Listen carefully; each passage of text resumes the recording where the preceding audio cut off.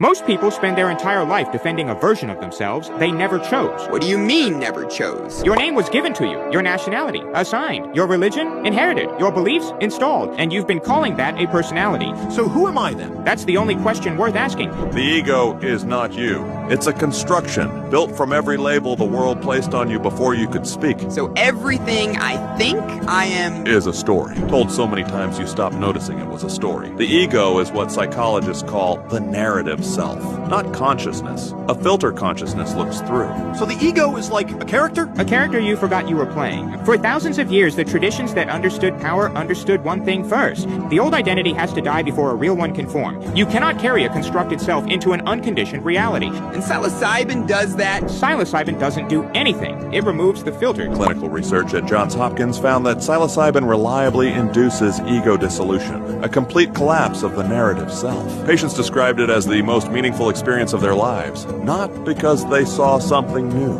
but because their old filter disappeared. What do you actually experience? You stop being a name, you stop being a body, you stop being a nationality, a history, a set of problems, and what remains is awareness itself. That sounds terrifying. It is, because the ego doesn't want to die. It will fight, it will create panic, it will convince you that if it goes, you go with it. So how do you get through that? You stop trying to survive it. The terror is the ego protecting its own existence. The moment you stop defending it, dissolves. The nervous system interprets identity dissolution as a threat, same neurological response as physical danger. That's why most people turn back at the edge and spend the rest of their lives defending a self that was never real. So what's on the other side when the ego is gone? The recognition that you were never what you thought you were, before the name, before the story, before the filter. Every major contemplative tradition points to the same thing. Enlightenment in Buddhism, the void in Taoism, different words, same realization. You are the consciousness the character appears in. And psilocybin just shows you that? It forces you to experience it instead of think about it. Most people can understand this intellectually for decades and never feel it once. So what actually changes after? The labels lose their grip.